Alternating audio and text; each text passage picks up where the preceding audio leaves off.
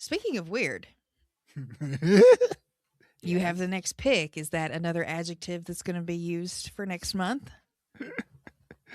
Ever heard of Jess Franco? Just Franco? Jess Oh, Jess Franco. Jesus Franco. Jesus Franco. No. Mm-mm. He's one of those. He's a Spanish director. Jess Franco is a contemporary of Mario Bava. Oh, He's kind of a messed up director, and I found a movie that it's French. okay. It's got vampires in it. I'm not surprised. It's got female vampires in it. I'm also not surprised. And it's on Tubi. I'm not surprised. It's called Daughter of Dracula. Like I said, Never seen this. it's Jess Franco movie. We'll talk about Jess next month a little bit because he's someone in the horror community should know, much like Bava. Mario Bava. Yeah. He's just one of those guys. Interesting. He's done Okay. a lot of really interesting things. But Daughter of Dracula. It's in French, so you're gonna have to watch subtitles. Don't worry about it. It's fine. And there's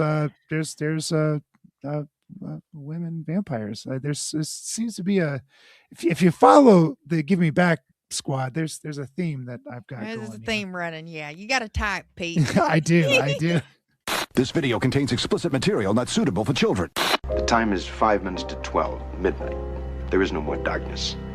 Shrunkzilla! Starring the Shrunken Head.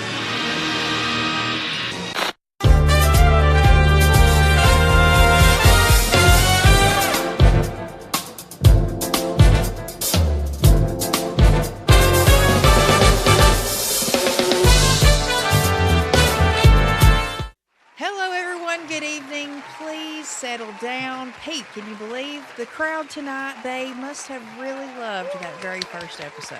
Thank you all so much. We did shockingly well. Thank you all so very much. I can't thank you all so much. You downloaded us, you listened to us. We'll see what episode 2 goes. Yeah, we'll see how this evening goes on episode 2 of After Hours Cinema Review with Anna and Pete, or AHCRAP for short, as Pete lovingly came up with that acronym. It's so fitting and perfect. I mean, I just can't. Kinda, yeah. It is. So tonight it's my turn behind the driving wheel, the hosting wheel, I guess. I'm a little nervous, I guess, because I have a lot of questions and I don't feel like as prepared. I mean, I'm prepared, but you know what I mean? I guess because everything's so gray, I don't feel prepared. I think I'm going to ask you as many questions as you're going to ask me, because this movie, let's talk about it. So please continue. We'll get, no, you're fine. We'll get into it. This is Pete's very first pick. It's Daughter of Dracula from 1972, written and directed by Jesus Franco. I believe you said he is a French filmmaker. This was a French movie. He's somewhere between. He's in that Southern European, so he's done a lot of his stuff is both French and Spanish. Oh, okay. He even dips his toe a little bit into Italian, but he's prolific. So I will say something about him in just a little bit. Please continue. Sounds good. Yeah, this was the first time I had ever heard of this, the first time I'd ever watched this, and ironically enough, like I did go on YouTube to try to see if anyone else reviewed this, just to hear their thoughts, and I found nothing. It's like nothing. You gotta dig hard on YouTube. I was like, damn, we might be the very first movie review of this on YouTube, if that's possible. Unless I just gotta dig further. But I was seeing a lot of stuff for Dracula's Daughter, which is the Universal Abigail movie. That story's kind of in the Abigail movie, the vampire movie from 2024, I believe. I loved that movie. So yeah, Pete, do you want to tell us a little bit about like why you picked this, why you wanted to bring it to After Hours? Okay, so and I fucked up. So I knew you were going to Whorehound, which we can talk about that a little later. Yeah, too. we'll talk about that in a little bit. Yeah. So I saw Britt Nichols. Britt Nichols, is that right? Britt Nichols. I saw her name on the cast list, and my brain done turned it around and thought it was Brett Eccles. Brett Eklund. Was Brett Eklund, thank you, Mm-hmm. who was in The Wicker Man, and she was also a Bond girl. Yeah. And was also making an appearance at Whorehound. So that's why I picked this movie, because I thought it was a different person. And then when I brought it up last month on the episode, I remember on the that. episode, I went oh shit. Well, wrong Brit. Let's wrong Brit. We're roll with it. Fuck it. Let's go. So fuck it. We rolled with it. I knew this was a Jesus Franco. I knew this was a film that he had written, produced, and directed. So I knew we were in for a treat. As I read more and more about this, which you're not wrong, it's hard to find information about Daughter of Dracula. It's not one of his famous ones. It's not one of the ones. I've even read something where a fan of Jess Franco said this might not be one to start with if you're into the Jess Franco movies. Oh, okay. Interesting. What else has he done? Let's see. Jess Franco is prolific. He has had over 200 directing credits and over 180 writing credits. A lot of these overlap, of course. He's Revenge of the Alligator Ladies. Yeah. He is a low budget, quick. He's the Roger Corman of Southern Europe movie making. That sounds like the perfect way to describe him. Yeah. I've seen Vampiros Lesbos before. So that's another. I've heard of that. I've heard you talk about that, I believe. Yeah. That's how I know about it. And he really did try to ape, is the ape the right word? He didn't copy either. He just tried to create Hammer movies in Southern Europe. He in Spain, France, and Italy. I mean, they're all kind of right there, jumbled up. So when one was released, it would get released in all three countries, and quite frequently would get different titles. So if you see, like, the Countess Dracula is also called something else, is called something else, is called something else. Bruno Mattei, that happened to him. All those old Italian horror directors, and I'm blanking on all of them, and I am going to turn in my horror card now because I am blanking on the big boys. Gosh darn it. I knew this was going to happen. From Jesus Franco? Jesus Franco, Jess Franco is, as he's known, more. Well, those are that's who you're blanking on the horror movies from? No. Or you're talking about Bruno Mattei? Bruno Mattei, but you're also looking at Suspiria. Argento, Mario Bava, Lucio Fulci. Thank you. There's the floodgates just opened up. Yeah, Viva Fulci. Fulci. He's grouped into these directors. However, he's not necessarily their level of artistic output. He's more the Roger Corman of these kind of directors, whereas he kind of like the Eli Roth. Yeah. He was very much very exploitative of a director. His gore was on a smaller level because his budgets were way smaller, but he ramped up the sexploitation clearly in this movie. Yeah. And I did mention Countess Dracula, which is considered one of his better films. And I caution you, dear listeners, to watch Countess Dracula, I think it was. It's, if you watch the uncut version, it's straight up porn. It's within the 5 minutes, there is a very, very full frontal fellatio. It's and it was Penetration, everything. yeah. It Oh was. my gosh! I was not expecting it because I looked around. You can find Countess Dracula pretty easily, but I'm like, oh, I heard that there was this director's cut that's even more exploitive, and I found it on archive.org. And 5 minutes in, I turned it off. I'm like, this is not for me. I like the Randy movies. I like the ones that too are much. Too much. Yeah, it was like full on pornography. Like, oh my God. Dear. Dear goodness. And it wasn't, it was porno. See, the difference between the movies that I like, the dirty movies that Dirty Captain Horror Brew here likes, I like them dirty and fun versus this is sex on the screen. Like, right. Yeah. There are better ways to see that. Yeah. Better and easier ways to do that. Whereas like in this movie or even in like Vampires that we covered, that we covered with Spoils of Horror back on the Give Me Back show, that was... Wait, we didn't cover that with them. They covered it after us, right? Both. Oh, no. They weren't on that we episode? covered it and then I covered it with them. That's all right. mixed up. Yeah. That's what it was. I was like, wait, I forgot all about that. Yeah, that was fun. Softcore porn. That was a lot of fun. Uh-huh. Even like hentai common, that was a lot of fun. No nudity at all in that, but just very suggestive themes. But then you see this that is full frontal Everything. It's just I mean no surprises. Penis in mouth. It was oh dear My Lord. goodness. Not what I wasn't expecting it. When they said there's some extra dirtiness in it, I'm like, okay, I'll see. I'll watch that. Oh goodness. Extra dirtiness and porn are two so very dirty. different things. there's like, I don't know. There's like dirty old man and there's pervert, right? Right. Yeah.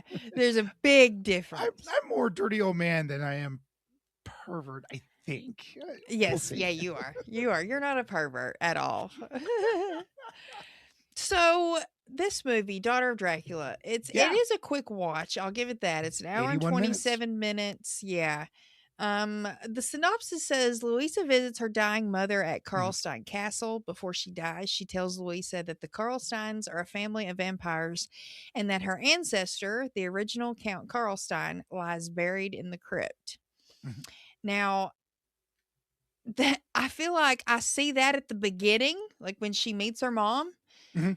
and then the rest I get so confused on and all over the place. I'm like, okay, I'm following along. She's here.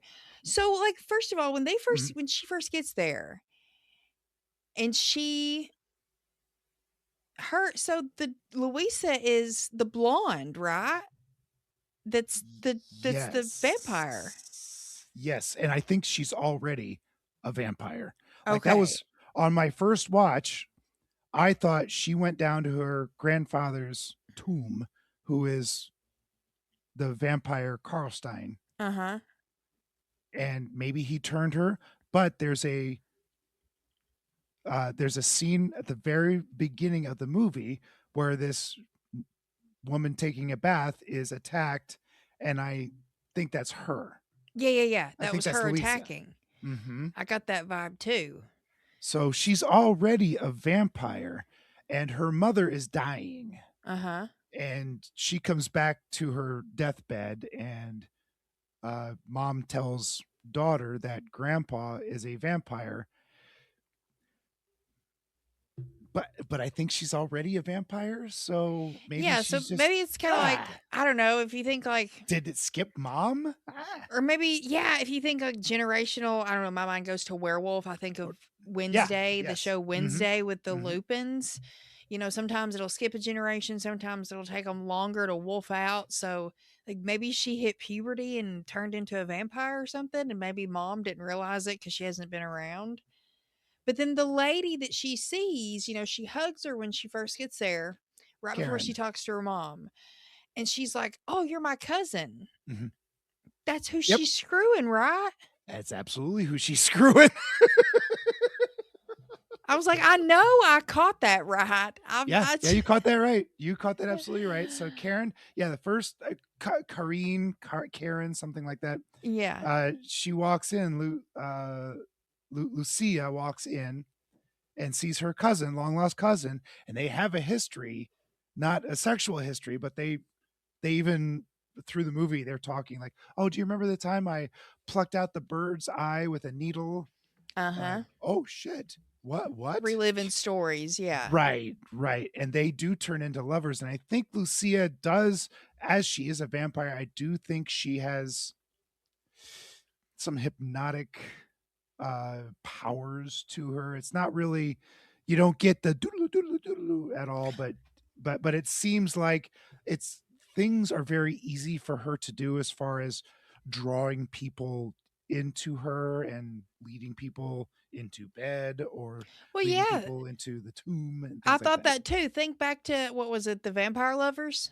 And Mhm, that what we covered, yeah, she was kind of the same way in that. She mhm. had that ability over people. So maybe Did you notice the last name in the Vampire Lovers and the last name in this movie? no. So this is in this film, Karlstein. In the Vampire Lovers, it's Karnstein. Oh, Karnstein. Yeah, okay. So there is a series of books out, and The Karnstein it's trilogy, right? about the Karnstein vampire. It's maybe it's just a book. I'm turning in my Monster Kid card here. Ugh. Nah. There is a novel out there that follows a female vampire, and her last name is Karnstein, and that's where a lot of these lesbian vampire movies, sapphic, if you want to call it, sapphic vampire movies Yeah. come out. I like sapphic a little better than lesbian, but Mhm. anywho, yeah. So Karnstein is the name in the novel, translated over to not translated, but brought over into the Hammer series, the Hammer trilogy. What is it? Vampire Lovers, Lust for Vampire, and Twins of Evil. Those are all Karnstein vampires. Okay. And this is Karlstein, which is a clear nod to the book and that wing of vampire lore, I suppose. Yeah. That makes sense. Yeah, because now that you say Karnstein, that does sound a lot like Karlstein. Mm-hmm. But then, so like after this, I guess, and it does make sense with that being her at the start too, because she's just kind of leaving a trail of bodies Yeah. wherever she goes, as vampires do. But very, very little gore, like you mentioned earlier as well. I mean, it's just like you get bit on the neck and there's Blood on it, yeah. some blood on your neck, Not and even a that's it. puncture mark. Even Yeah, try. as low budget as you can get, but I mean, I don't fault it for that.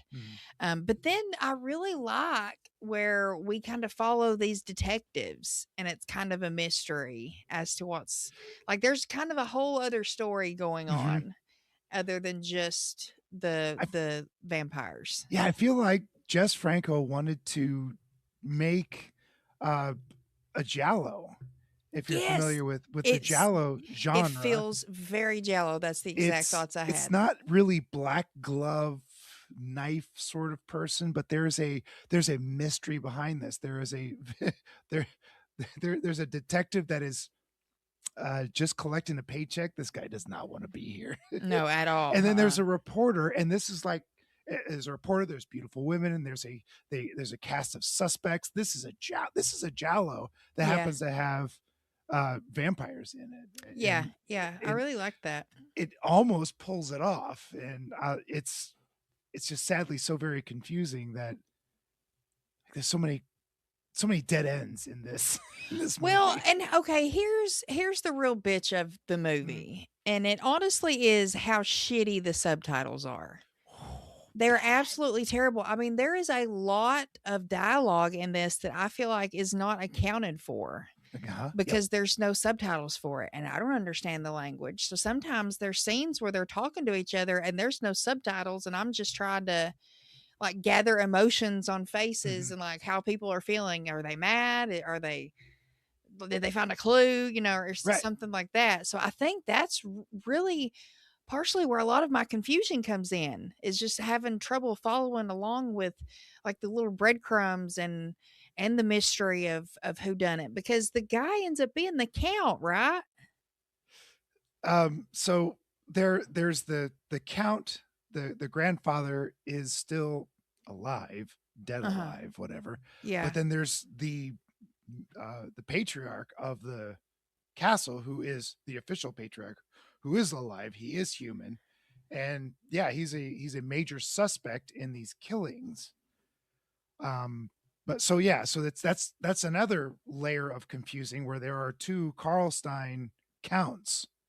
One's Right. in the coffin at all times, and one is running around with a cane, uh, having an affair with the hotel lady, Uh-huh. the hotel owner, Yeah. which, Yeah. which was a very, well, yeah, okay, you're gonna do that, huh? But that's how we Mm-hmm. get him out of being a suspect, I suppose, by the end of the film, because Yeah. he's having relations with the hotel gal. Mm-hmm. And that one Um, lady they meet at the hotel, that blonde that has that sexy like burlesque scene in mhm. the basement. Um, I liked her, and then I really liked that whole, like, the sexy scene in the burlesque basement. Did you? Yeah, Yeah. I liked that. It was odd, and I actually did like that this was made in 72 and there was women there watching, and I Hmm. thought that was interesting. Um, but I mean, eh, what's odd to me is not to someone else, so I'm not judging as far as that's concerned. But I was just like, okay. And once again, it's the 70s. But then I love the transition of like, and there's no dialogue in that scene too. It made me think of, oddly enough, A Shot in the Dark, the Peter Sellers Oh, Pink Peter Panther Sellers, movie. yeah, the Yeah. So Pink Panther whenever, #2. yes, whenever he's taking Marie Gambrelli, whenever he's taking her on all those dates, and they keep showing up to different restaurants and the bar and the Russian dancer, whatever they're called, the teaching him Hmm. to dance, The and somebody, Cossacks or whatever. Yeah. yes, the Cossacks, yeah, and he's somebody's trying to kill him, and it's following him around. There's no That's silence, right. or there's no words. It's all silence and just like background and what's going on in the scene. There's no words being spoken. Uh-huh. And it made me think of that too, oddly Ah. enough. I don't, and just that old vibe, old movie vibe. And then, Mhm. so then she like gets done with her shift. We see her go home, and then same thing happens to her. She gets murdered and she gets bit and drained. And Mhm. I liked that too, because it felt like a slasher, because of the mystery, because of we don't know who's doing it, even though, their weapons are in their mouth, they're not using a Yeah, knife and kind you of also thing. saw Louisa very early on bare her fangs. So Yes. she's the vampire. Right when she starts her relationship with Karen, she bares her fangs, and then they go for, I think it's literally 5-minute long love scene. There's It's a couple of them. a There's a couple couple of them. that are just too long. I mean, Too like, long just to take up they're space. beautiful, but we don't need 5 whole minutes of this. Just them kissing. There were a couple of Writhing. times where them legs opened, and I was Mm, like, "We're mm. getting everything right now, right now." Hello. Hello, Yeah. indeed. Yeah, goodness gracious. Oh my goodness! But yeah, they went on a little too long. I was like, I get your point, I get it. Hmm. We had it was only women got killed, right? It was that old old trope of, like, just the women are getting killed, and for no good reason, outside their women. So the gal at the beginning was a woman. The cousin Karen eventually is also, made me mad because I liked her. Yeah, I liked her. And Yeah, then you had the dancer, and then the hotel worker, who was brought down to the count the count. as a snack, I think. That scene was really awesome. Like, I Yeah. think that was probably my favorite death, and the Mhm. most impactful, really, because she just brings her down there, like you said, just like a little snack. But like I don't know, the coffin's open and she pushes her down and she's like flat on him and he just latches onto her neck and holds on and starts draining and then the coffin closes. I was like, "Oh, that is dope." I really liked that. It made me think of Nosferatu. There is a scene in it where it's Mhm. just like prolonged sucking. It's so effective. It's prolonged sucking. In a vampire movie. I like how effective that is. Like they don't have much of a budget, and closing that lid made it scarier than if you really saw the fangs did. dig into the throat. Yeah, I like that And a I lot. think maybe too, some of that vampire witchy juju, mind juju comes into play because why wouldn't she just like, you know, Oh jump yeah, up and run Lu- away? So she has to, Fangs and his old frail arms can't be enough to hold her there, in my yeah, opinion. I think he's got to be using some mind some stuff. sort of, or Louisa still has control over her because she brought her down there to begin with, Very true. and she and like so. There's another movie that Louisa and the grandfather Count are in. They're in another vampire movie together, Oh, okay. previous to this one, but of course they're just repeat players. They're not actually reprising any roles. Right. And that was the one I probably should have picked, and I'm blanking on it right now. Uh, I'll come up with it here later. But the the vampire, the head vampire, is he cracks me up because he's just this old fella with his great hair and his high collared, stereotypical red velvet black cape. Mm-hmm. He doesn't say a word through the whole thing, but he does kind of like speak without speaking. So I think he's got some sort of a mental connection to Lucia, Mm-hmm. I his think so too. granddaughter. Yeah. So she's kind of doing his bidding to a degree, I Mm-hmm. guess. But it's, yeah. But the whole thing is wrapped around a mystery. This detective and this reporter are trying to figure out who's causing all these deaths. And you're right. They're literally leaving bodies laying all over the place. Yeah. Like on the beach. Like, didn't they find 2 bodies on the beach? The Uh-huh. same beach? Yep. And then it's always like a scream and then they're dead. Mm-hmm. Budget. You got this much budget? Okay, This is yeah, what you true, get. true, true. Yeah. I'm just thinking like, So dead. as I've read about Jess Franco, one of his famous things is the zoom lens. Did you get motion sickness at all on his overuse of the zoom in this movie? No, I really didn't actually. I didn't even notice it, honestly. Oh my god. It's once I read that, I'm like, oh yeah, he's just zoom all the time. And he would zoom when they were in bed. That's what I was about to say. Now it makes sense. I'm thinking of it There's then. a lot of we don't need that. You don't need that. Like I said, up close, legs are spreading. But I saw everything. Everything. I did like a lot of the countryside. Like we did get these even at 81 minutes, there was a lot of fat you could have cut out from this movie. This could have been like a 60-minute, probably 50-minute movie. Yeah. Quite frankly, if you wanted to really cut it down. And there, excuse me, was quite a bit of the countryside. And I wonder if this didn't get a really nice cleanup, a nice 4K, if some of the scenery that they had, boy, it was these. I don't think they were sets. I think this was all location. It had shooting. to have been, yeah, because it looked the low budget. You just don't. Once again, I mean, Can't just film this like stuff. if you think of it of a Hammer movie, I mean, Mhm. might not have been the biggest budget, but damn, the sets were great. Same thing with Beautiful. Empire movies. Mhm. Think like Castle Freak and The Pit and the Pendulum, movies like that Empire made. The stories aren't all that great. Well, Castle Freak's good. That's the exception. Or even fuck, Radu. What's that movie? Subspecies. Subspecies. Yeah, like even that.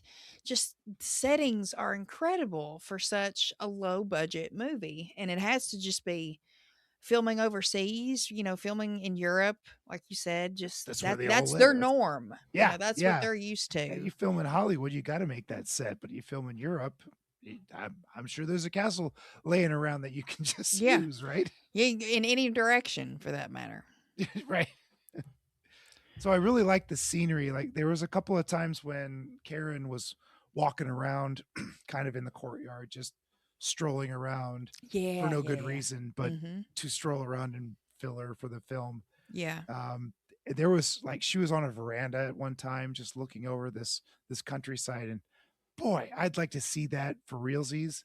Like give me a Dances with Wolves cut of this where it's just the countryside and all these the clouds and the trees and just the hills that make everything up. I think that would add quite a bit to it.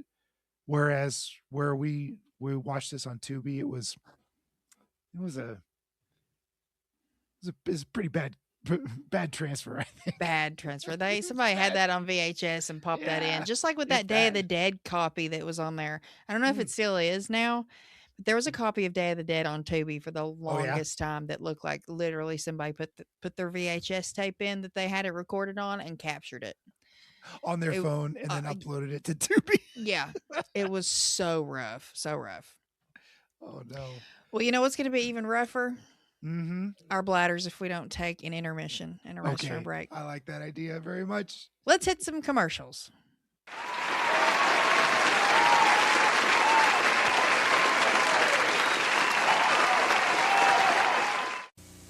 I want to bite your finger. It's a Dracula game. The set, the clock.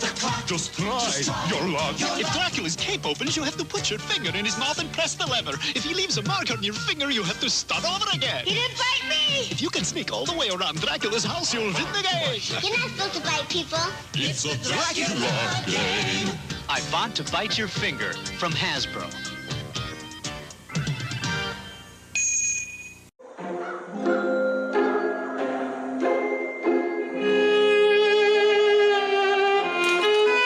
Imagine Sandy once belonged to a vampire called Boris. Sandy. And Sandy was his loyal companion. The two of them were inseparable. Every night, while other dogs were fast asleep, What shall we do tonight? Boris and Sandy played. And had fun. Until one night, everything changed. Boris realized just how much Sandy missed other dogs. So eventually, he came to a decision. Please, Sandy. Please. Even though it broke his dark vampire heart, Take care of him. he knew that every dog deserves their time in the sun. Please. I mean, why else would someone give up the greatest dog in the world?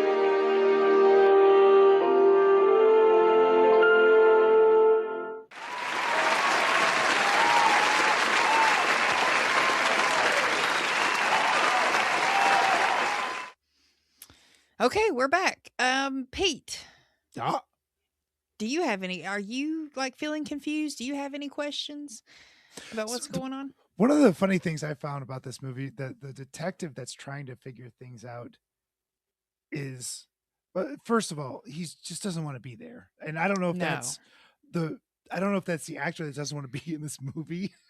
Probably just 'Cause be at one collecting time- a paycheck. At one time, he's like snuggled up in a chair talking to his prime suspect, and it looks like he's about to fall asleep. Yeah, he's about to take a nap.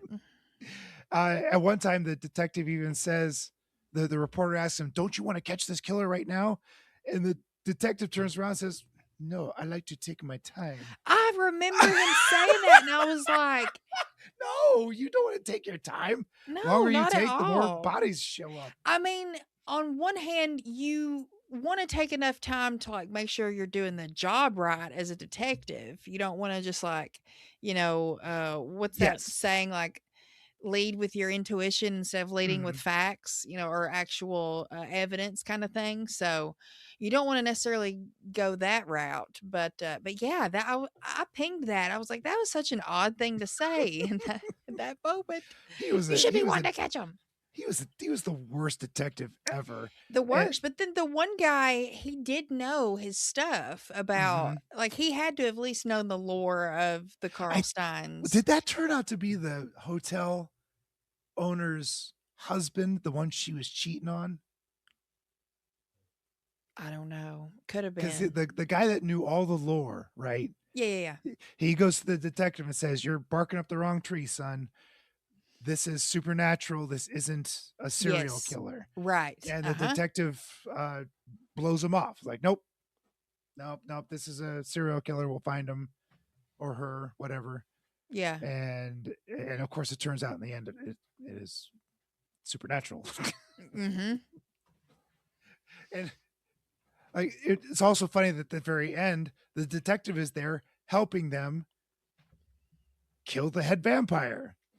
And we'll get to that later, but yeah, he sees it from beginning to end, from like, it's a regular old run of the mill serial killer to, oh shit, it is a vampire. How about that? Yeah. So there's like three kind of, I guess, stories, or like three different kind of plot lines going on at the same time, which is the lesbian vampires, the detectives trying to figure out who the murderer is, and the newspaper guy, the reporter. Yes. Trying to figure out, the detectives trying to figure out who, like, that's like, we're following them too to figure out who, like, we're on the mystery with them. So I remember the detective, and yeah, folks, we're so sorry. This is an incredibly confusing movie. It is. Yeah. And the subtitles were so bad, and there's go ahead, Google. Go check it out. Daughter of Dracula. Good luck finding information. Yeah. The only information I found was on people that had reviewed the DVDs. So that's okay. Dang. Yeah. I couldn't even find that. Yeah. I think Kino Lorber had a 4K release of this or something. But I can't imagine. Remember we also had the Count was like also going off on his like side quest, which ended up blending together with, the mystery of what was going on. But then also you can think back to like, well, she showed up in the first place because her mom was dying. That's what the seller is in the synopsis. And I know Charlie is going to hate this kind of a movie because it doesn't follow any vampire lore that's ever been established. It does. So they're running around in daylight. Yeah, the true. Vampire disease doesn't spread. Yeah. Which just made me, I was rooting for Karen, Luisa's cousin. I know that's a little weird, but yeah, I wanted her just to turn into a vampire, and then they can't turn. I don't know.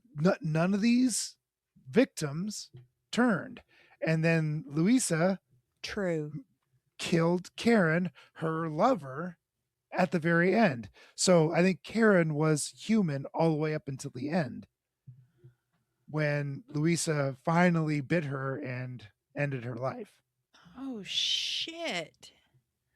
I didn't even think of it like that. Because they had that second extra long love scene. Yeah, extra long. I was like, damn. All right. Oh my I get it.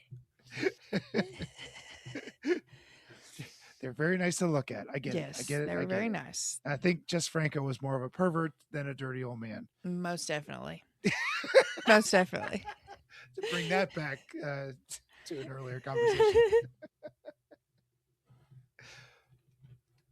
So that was my take on it, as far as because I honestly I wasn't even thinking about the fact that the victims, like all the people that died, they were bit and they didn't turn. There's like most vampire lore, there has to be, as Buffy the Vampire Slayer puts it, there's this whole sucking thing. So Uh-huh. you have to drain them, and then they gotta drain you, and there's this just sucking thing. So, so if that was on the table, then Louisa did not do it for Karen, which is a shame. And usually, even with just a monster movie, there is some sort of a, like with mummies, they're usually being controlled, or with Frankenstein's monster, it's monster run amok. Yeah. With Dracula, he's trying to establish a foothold elsewhere. There was no sort of plot like that at all. She's just a monster running around eating people, True. and her grandfather is in the basement who can't get out of the coffin for some reason, and she brings him snacks.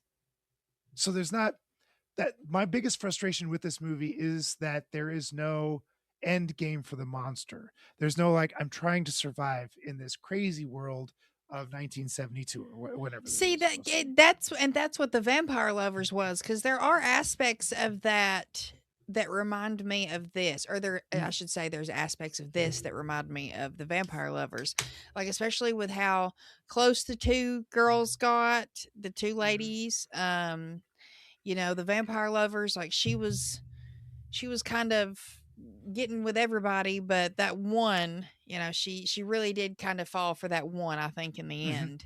And then there are elements of just like her going around and doing shit and being in a big house, and a bunch of other characters being there and ending in a really like odd way. So there's a lot of the same kind of vibes going on with both of them.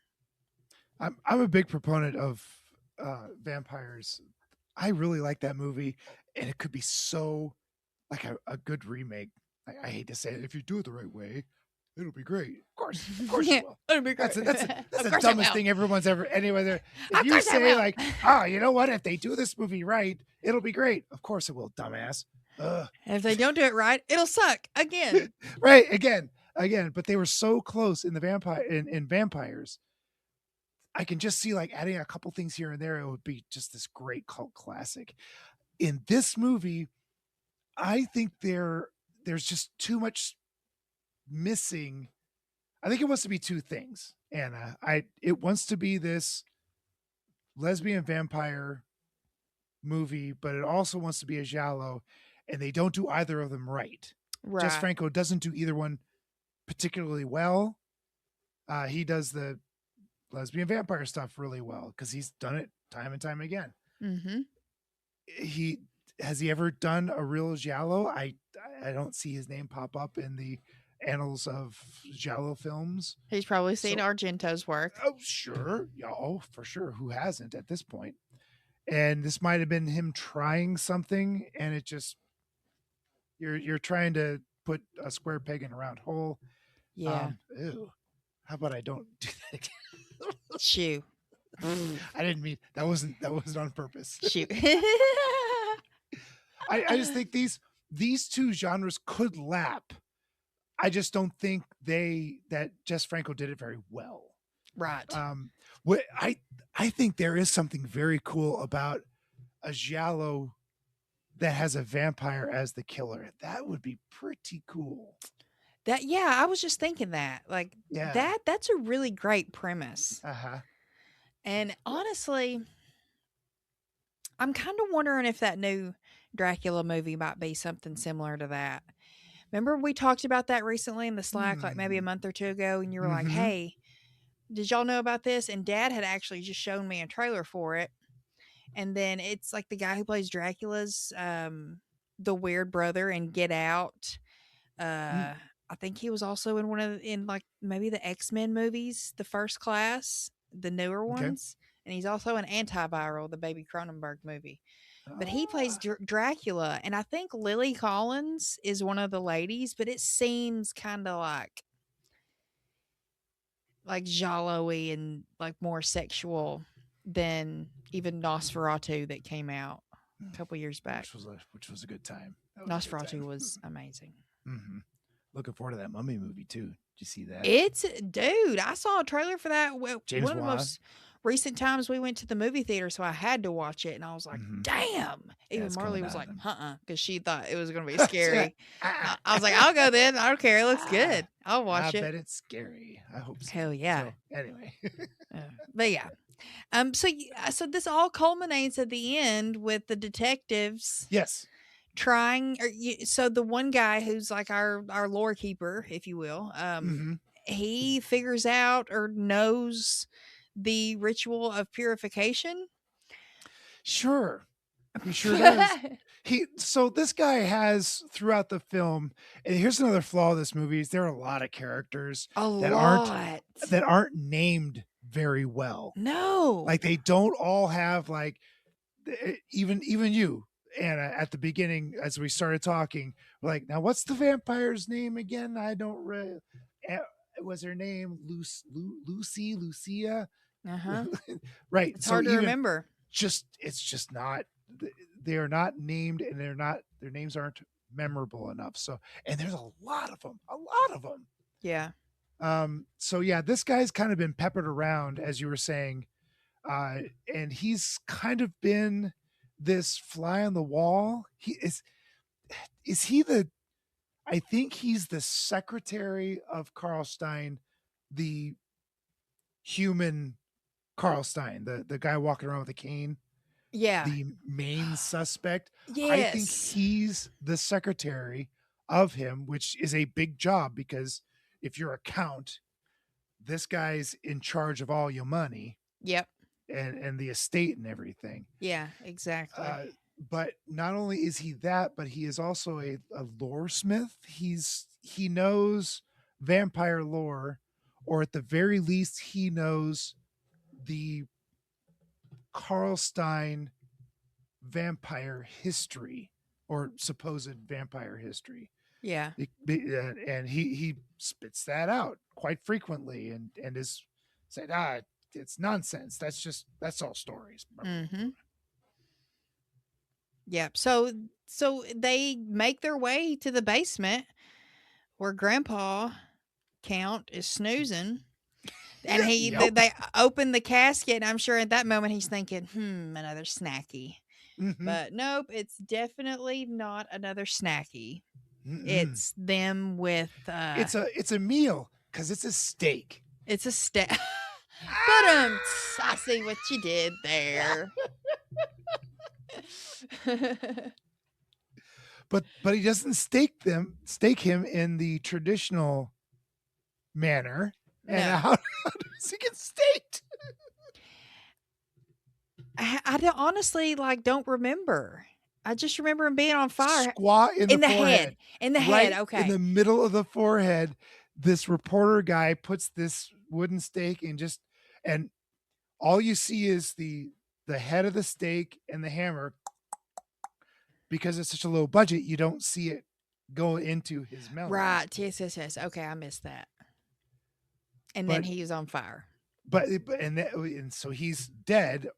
But just to make sure everyone is dead, the police officer that didn't believe them that this was a vampire comes down there and pours gasoline on everybody and lights them all on fire. Okay, man, I totally must have spaced out at the end or something, or maybe dozed off for a second. It happens in under a minute, Anna. Yeah, it's not your fault. Okay, good. It happens fast. Because I just remember thinking, holy shit, he's on fire. Yeah. And I don't even know where Luisa is. I keep saying Luisa, I think. I don't know where she went. I just don't understand. She totally disappears. Why she killed her. They obviously were in love or cared about one another. And she even says, you will never betray me. Mm-hmm. She already has. Yeah. And then kills her. Just kills straight up. Why? If I can't have you, no one will have you. And just murders gross. These lesbian vampires are very misogynistic, Pete. Those are words I never thought I would hear. I know. You never thought. First time. I doubt it'll be the last. Boy, Anna, that's the movie, man. That is the movie. There's It is a not quick watch. there's not a lot of meat on the bones. And I was telling Anna before she watched it, I'm like, there's not a lot to this at 81 minutes, 82 minutes, give or take. Yeah, hour 27, something like that. There's maybe 55 minutes of actual movie and then 40 minutes of being able to understand it because of the terrible subtitles. Yeah, I was so confused a lot. Like I said, and just having to like go on vibes and kind of what was happening to lead up to that. And, you know, sometimes you got to fill in the blanks and just assume, Yeah. you know what they're And talking about. I watched it a week ago or so. I think I told you when I watched it. And then I dug all week long looking for, like, it's not even on Wikipedia. Like you usually go to Wikipedia and you'll get a plot, right? Nope. That's not on crazy. Wikipedia. On IMDb, you get the back of the VHS, and that's it. Like, yeah, there's not even much on there either. Nope. So a couple of the DVD reviews on like Diabolique, I think is one of them. Oh yeah, Diabolique or something. They had a pretty good one. Nice.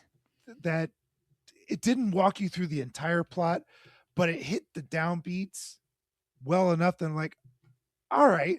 And then I watched it again and I knew where to fast forward. Like this is a nothing scene. This is, oh look, they're naked again.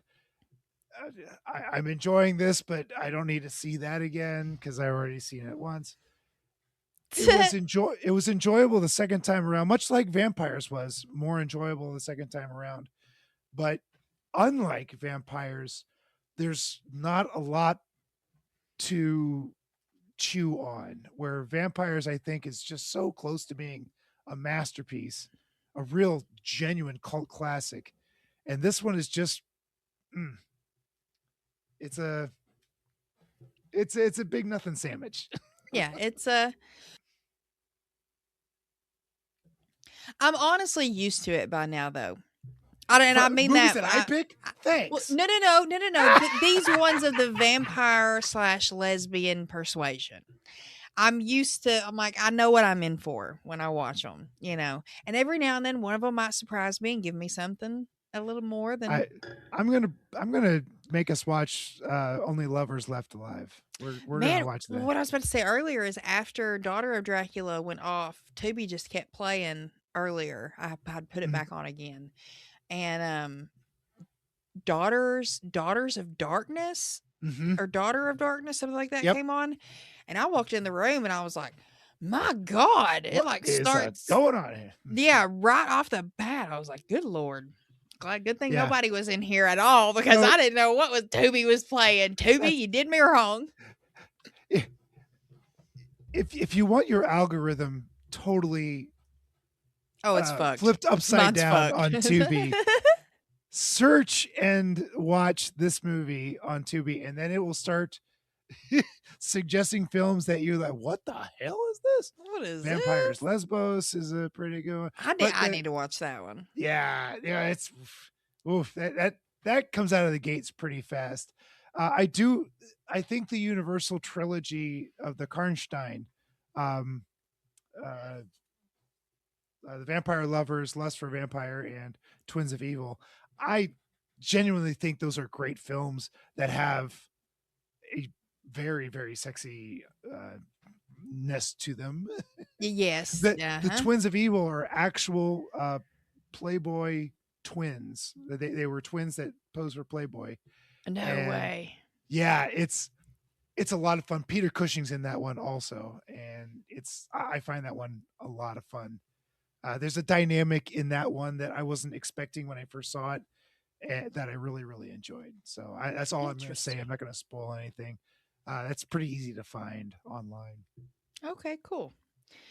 Well, we are to the portion of our show where we talk about our non-rating system. We'll put it that way. Yeah. Instead, Pete, I shall ask you, since this is a late night show, was this movie worth staying up for? Well, there's plenty of nudity in this, so yes, but there's so much slow dialogue with terrible subtitles that I think I would have fallen asleep pretty quick regardless. I mean, we get woman in bathtub immediately. So Full bush. oh my Mini God, yes. bushes. Oh, there's full frontal in this movie. with what Anna was saying earlier, we're getting to some spread legs almost. Oof. And there were these long love scenes. I'll call them love scenes because they were lovers. They were love. Yeah, they It weren't it wasn't sex. It was love. Yeah, they were lovers. But they watching them in the day, it's like, oh my God, that's a little long. I can't watch this at work. Yeah, definitely not safe for work. Was it worth staying up? Yeah, it was worth staying up for. Yep, I would have. I think 50-year-old Pete wouldn't have made it, but I'm pretty sure 20-some-year-old Pete would have made it. Oh hell yeah, you would have wanted to see how it ended. Yeah, in more ways than one. Yeah. How about you? Is this one worth staying up for? Yeah, I'll say yes. It was fun. Really? I mean, it was fun. Like I said, at this point, I know what I'm in for with these kind of vampire movies. So I just go with the flow with them and pick out what I can. Extra weird one for me. I will say though, and this kind of leads into our next question was, would you watch it during the daytime? I started watching this movie in like the afternoon time. And then I paused it and came back to it at night. The sun was down.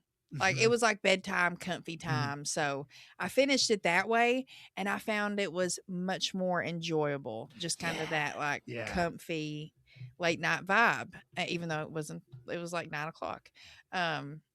So yes, I would not watch it during the day. This is strictly a after hours movie. I agree 100%. Like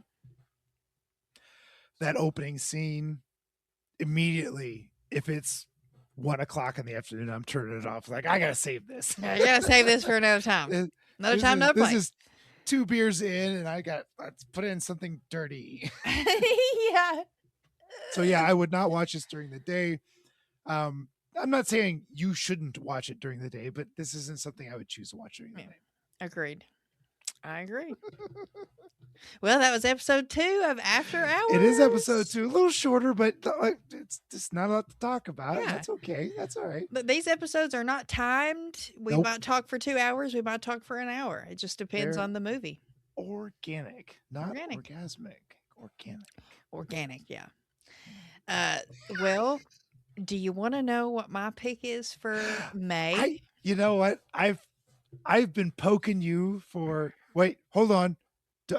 That's the wrong word to say. I've been. I've been bugging you. Bugging is the better word for a while, and I've even thrown like, "Oh, it's this movie. Oh, it's this movie." Anna's been teasing, just dropping little crumbs here and there of what she's picking. And it's just, for whatever reason, it's got my brain running. Like, I'm gonna figure this out. And I've thrown like 24 movies out at you, and you giggle I can hear you. He can hear me. I can 6 hear hours you. away. 6 hours giggling like, nope. Like, God damn it! I got to be close. So. Yeah, I guess we got to find out what in fact that you are picking for next month, episode 3. So episode 3 might get me in trouble. I hope so. I know you're a bad influence. That's why we're here now. Look. If it gets in trouble with us, boy oh boy. Who cares about Charlie? No one cares about Charlie. Nobody cares. All right. I'm always in trouble with him. Pete, I know, right? Me too. So, Pete, are you familiar? And I think I know the answer to this. Are you familiar with the work of the great David Cronenberg? Well, sure. I sure am. I know quite a bit of his work. He's a fucking master at his craft. The Fly is one of the great films of all time, and shockingly better than the original. Yeah, it's one of those rare ones. Oh God, are you going to do like Videodrome or something? No, this one is okay.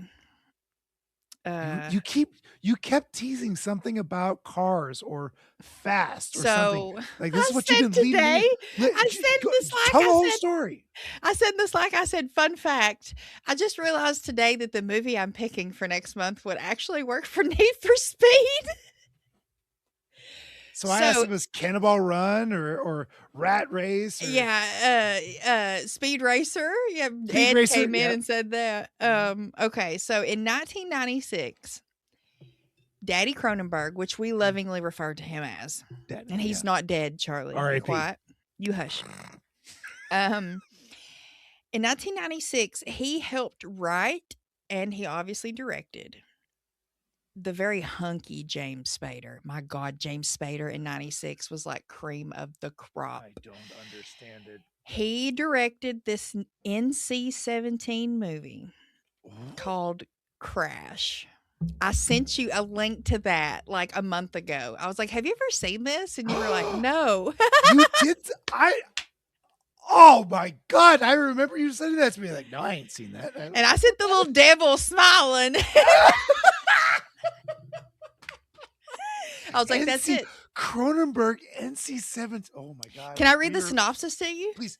Okay, so here's the synopsis. A car crash victim suddenly finds himself turned on by car accidents and becomes involved with an underground subculture of like-minded souls.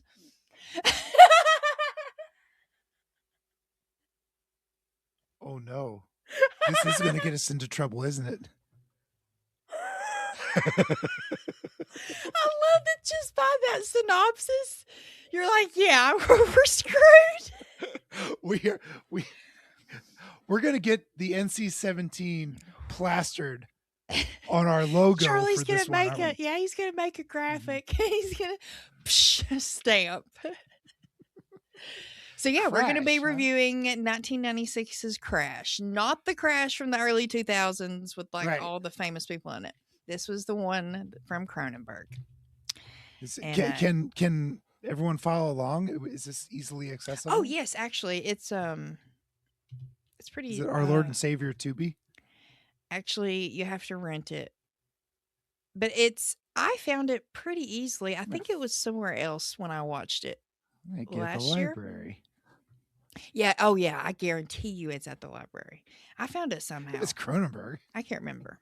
But it's one of his, like, everybody I feel like who hears Cronenberg thinks horror or body horror. Boom. This just got at the library. Did you get it? Hell yes. Yeah. Yay. We're not even done. Easy peasy. This is body horror, like in a very weird way, but it's not like. Whoa. This is weird body horror from Cronenberg. Like Cronenberg body horror isn't already weird. This is like even weirder. This is like society weird? Yes, this is like society and like sexuality really weird. I think it'll bring up honestly like an interesting conversation of just like the why. All right, but I'm not going to say anything else. I hope y'all go watch it. Go rent it. Sorry, I picked one that's lesser easily or however I say it. Blah, blah, blah. Not as easily accessible. There we go. Do y'all have a new episode for Good Beer, Bad Movie Night this month? We actually this Saturday, whenever this is released, doesn't matter. In a few days, we are recording Time After Time with Malcolm McDowell. Oh, I've never heard of that. And I know Clara from Back to the Future Part 3, and I'm blanking on that gal's name. And they're actually married. They're married in real life, or were at one time. Okay. You'll recognize the cover. This is a VHS staple cover. Okay. You will know the cover when you see it. Mm-hmm. This is a Kathleen unbirthday pick because her birthday is the same month as my birthday, so we split it up, and this is her birthday pick. So Time After Time, 19. 7. I forget. I forget. Time after time with Malcolm McDowell. Very nice. And what's going on with the Barons? Barons, let's see, we're into April. We're kind of all over the place. By the time this comes out, we'll have covered Eddie and the Cruisers, which was not a horror movie of any kind. But it's awesome. I'm going to continue to give Little D shit for it for a long time. This is the new Project Metal Beast. In the episode, I'm like, nope, it's not a mystery. It's not this. I was like, it's a musical. It's a musical. Yep. Yep. Oh, I love you, Little D. I'm just kidding. But then after that, let's see. I would not have been on that episode, and I think it's called Edge of the Axe is the name of the movie. I hate I'm having to miss it. It's actually the very first movie Little D ever recorded. Edge of the Axe. Yeah, from the 80s, I believe. His first movie he ever did on the show, and he was wanting to redo it now, but unfortunately with scheduling and stuff, I'm not going to be able to. And then I know we've got some other fun stuff coming up at the end of the month that I think aren't set in stone, or if they are, I'm not as privy to, so I'll just wait. It's just But that's a great segue that you can follow all of us on social media. The Barons Hideout, Good Beer Bad Movie Night, us here at After Hours Cinema, Give Me Back My, we've got a new, if you were already following Give Me Back My horror movies, that has now changed to Give Me Back My, the podcast. And then Give Me Back My action movies. Charlie is still keeping around for the action-centric stuff. Last month, we debuted the first Need for Speed episode, which I think was a very nice hit amongst the show. It's a dumb, wonderful movie. It Need is. for It's Speed. dumb and fun. It's a Oh, wait, no. Need for Speed's the name of the show. It's Days of Thunder is what they covered. For Need for Speed. Yeah. Need for Speed will be what's covered on Months with 5 Tuesdays, and it will be some kind of like car vehicle centric. Charlie, I want to be on a movie called The Car and a movie called Rubber. Rubber. I've heard of that one, but I've never seen it. Maybe that's what you and I need to cover. Hopefully Charlie will watch Crash, and maybe he can bring it over there. That's a good idea. Please don't watch it. I don't want to be in trouble. B Action just ended Mickey's March Madness, and I think I don't know what's going on over there right now. I think just the standard B Action, where they put the B back in action. B Action, that's all it is. So yeah, you can follow us everywhere. We'll see you guys next month with some Daddy Cronenberg goodness. Daddy Cronenberg. Pete, Captain, it's great to see you again. Captain. We got to hug in person and see each other. I saw you in person. Pete ruined the surprise. It was okay though. It was still My great. hat ruined the surprise. My reaction though, because I smacked Dustin and I said, "Was that Pete?" And he's the worst liar, dude. The worst. He looked at me with a smile on his face and goes, "What?" And I was like, "Huh? Yeah. Oh yeah." But it was so great to finally give you a big old hug in person and meet Jody. Do it again next year, I hope. Yeah. If not sooner. Yes. Yeah. Well, yeah. We're going to try to come back up in September. I think it's pretty much set in stone. Because we've decided that even if there's not any celebrities like that we're too crazy to see, which there are at least bound to be a few, we can at least focus on the film festival and see the short films and stuff like that and the features. So totally worth it. Yeah, that's going to be our plan for September. But until next month, Anna and Pete for After Hours signing off. Thank you guys. You've been a lovely audience this evening, and we'll see you guys next time. Oh, jeez.